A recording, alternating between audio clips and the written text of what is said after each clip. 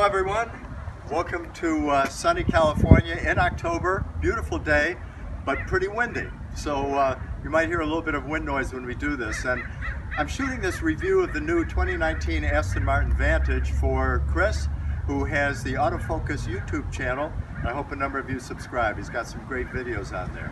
I'm anxious to tell you about this car. It's a terrific car. Aston Martin has completely redesigned the Vantage. The engine in this is sourced from Mercedes AMG, 503 horsepower, 505 foot-pounds of torque. It's got different driver modes, which we'll look at when we go for a ride a little bit later, but basically it starts, unlike the DB11 which starts in comfort, this starts in sport, goes sport plus track. For all the suspension settings, there's also sport, sport plus, and track. So for engine mapping, response of the ZF 8-speed transmission, which is terrific, almost as good as a double clutch, and great around town as well. The car has a 2.93 rear axle ratio, so yesterday in driving it in mixed stop and go traffic on the freeway and freeway driving, I was getting about 23 miles per gallon. So it's good in that way, and it sounds great. Chris, you might want to take a look at the front. I like what they've done here. They've retained the Aston Martin shape of cars going back to the DB4s that James Bond was driving. And of course, this model is very similar in style to the DB10. It never went into production, but it's what Daniel Craig drove in Spectre. One thing that's interesting while we're in the front here, the badges in the front and the back are made by a jeweler in the UK. And they do all the badges for these cars, and they are actually quite a piece of work in themselves. Now, one of the reasons that these lights are fairly small is that they've pushed the wheels out to the outside of this car. It has a 50-50 weight distribution, and it has the polar moment of inertia is right around the driver. You feel this as the car rotates through corners. I've been very impressed with this car and how it handles, and we'll talk a little bit about it when we're driving. This car has cast iron brakes, but carbon ceramics I think will be an option in the future, and there's talk that this car will be available with a manual, and that there also will be a V12, we suspect, sometime in the future. This car has single exhaust, loud enough, but there also is a sport exhaust option with quad exhaust in the back. And again, this car we're driving it courtesy of Aston Martin in Newport Beach, California. And I just like the way the whole thing has been put together. It is beautiful. It really is. Now, another interesting feature here, and it's a little bit hard to see in the shade, is that this scoop here actually has vents that help exhaust air from the wheel wells, so there's not much pressure buildup that could lead to lifting of the car. The aerodynamics was something they worked on very well. Another key to this too is they've got a great team at Aston Martin, and one of the key aspects that pertains on this car is the Matt Becker, who was at Lotus and now is Aston Martin's head of engineering and performance. This car handles remarkably well. It retains an Aston Martin lovely ride around town, but I've been amazed at going through some of my favorite chicanes, some of my favorite downhill left-handers, off-cambers on my way back home, that this car performs beautifully. And I've been very impressed with it. It weighs about, curb weight is about 3,600 pounds, dry maybe about 3,200, but it moves well. And compared to a V12, like in the DB11, it doesn't have as much torque, so you tend to stay a little bit higher in the rev band. We might want to take a shot of the inside, Chris, and maybe it's a little bit brighter on the other side. This car has an optioned up interior. I like the way that they spec this particular car out. And also, if you can get a shot of the headliner, this car has a headliner that mirrors the design on the seats. Heated, perforated, ventilated. Yeah, I like the red accents. It's beautiful. And the red accents carry through to the door as well.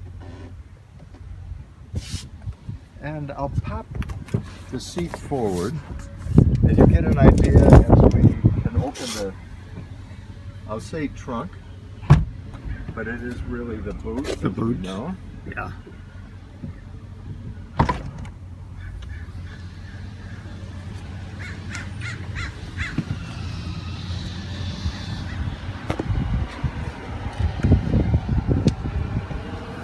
So I'm It's really quite spacious for a sports It car. is, and I like the functionality of it.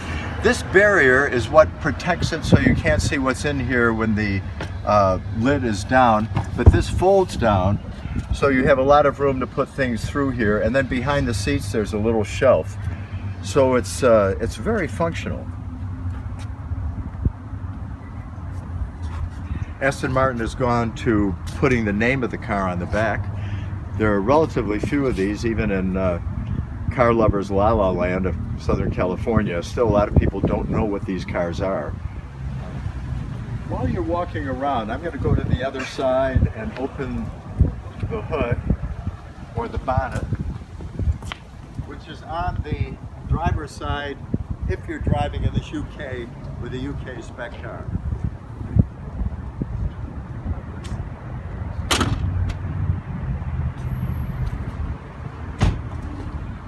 Although this is a clamshell hood, Oh, this is a twin turbo V8? it is twin turbo V8. It's very common now, like other cars with a hot V, where the turbochargers are down in between the two cylinder banks, so the run of that forced air is very close to the cylinders.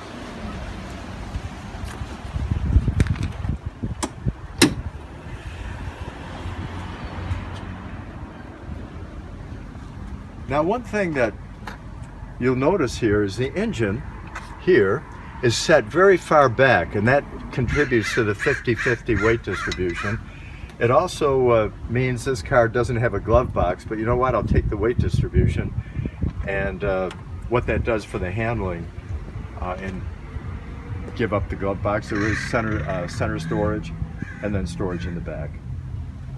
Yeah, for a supercar, in that category, the storage in the back is quite excellent. It is, Quite yeah. spacious. You could actually take a trip in this and take luggage.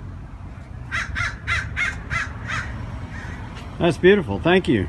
You're welcome. Hey, why don't we wrap up and take for a ride? That's a great idea. All What right, do let's you go. think, Dave? I think it's a great idea. Let's get I in know, the that's car the and fun go. part, right? Okay, you bet. Okay.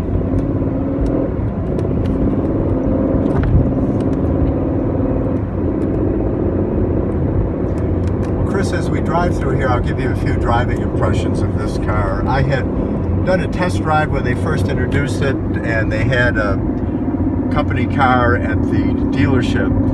But now I've spent a lot more time in it, and so here's some of the impressions.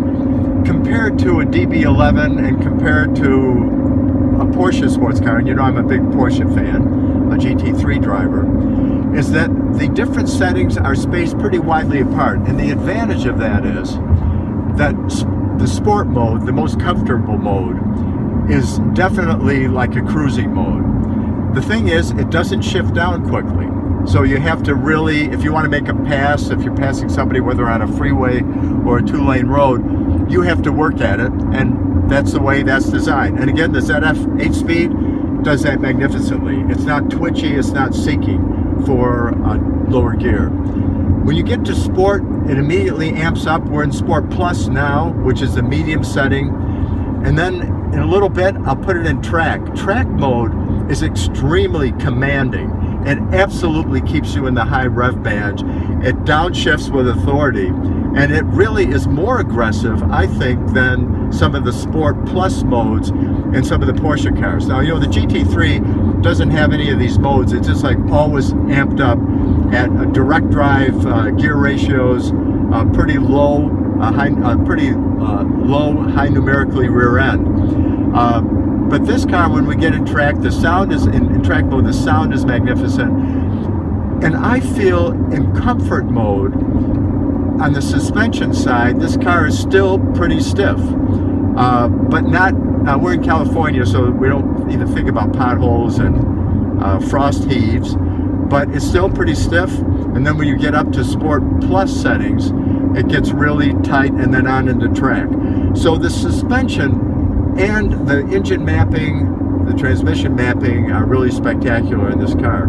And again, as I mentioned, going through a very tight chicane that I love to do in my car, and I also have done in this car, I've been impressed. This car left nothing on the road. It was definitely very capable through there. There's Armco on both sides. So going through there at speed, a tap on the brakes, clip the apex, absolutely planted, very confident. As you had noted earlier, the car has a lot of rubber on the road, the tires are wide. And so what I'm going to do here is I'm going to do a U-turn, and we'll see what it sounds like in track mode. So let me just hang a U-turn right here, and then we'll head back up the hill. Okay, Chris, now I'm in track mode both on the suspension setting and the transmission. Now I'm in manual shifting mode now, but I'm going to put it back into, I'm going to press the drive button, or you can hold the shift paddle, and we're now back in automatic mode, but you'll see that it's holding the RPMs, shifts are quick, and if I were to hit the brakes, you'll feel the downshift. So when I get around this turn, I'll hit the brakes. You can tell how this car is glued to the road, and now you hear the downshift. Oh yeah, It'll get right down to the lower gears very fast. Again, the sound is great. You know, this sound, maybe because it's an Aston Martin and they pride themselves on interiors and quietness, it's certainly not as quiet as a DB11, but I think the sound of the car outside is quite a bit more spectacular than what we're hearing inside, even though inside there's a really nice growl from the twin-turbo 4-liter V8. Yeah, it's definitely a deep-throated V8. It is, yeah.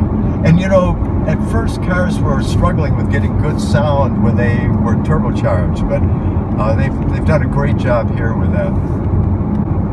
Now we'll find a place where we can do a U-turn, and then maybe you can shoot some footage outside the car, and I'll go through some gear changes up through the gears in track mode and give folks a chance to see what this car really sounds like. So again, I just think when I'm in a car with a tight turning radius that handles like this, kudos to the suspension engineers who worked on this, and again Matt Becker, because it's amazing in a car. This again is 3,600 pounds. By the way, 0 to 60 time is about 3.4 to 3.5. 0 to 62 is 3.6. Top speed is 195 miles an hour. And in the road tests I've read, where people have gotten up to 185, 195, it's drag limited, they still feel the car is remarkably stable under those conditions. So I've been really impressed with what they've done. The other thing, compared to the DB11, and maybe a little bit more like the DB11 AMR, the new 2019 version of the DB11, they've really tightened up the rear end. It's a lot more of a solid bushing feel than in the DB11. As good a handling car as the DB11 is. So in a moment here, I'll pull over, I'll let you hop out, and we'll just listen to the exhaust and what the car sounds like under acceleration.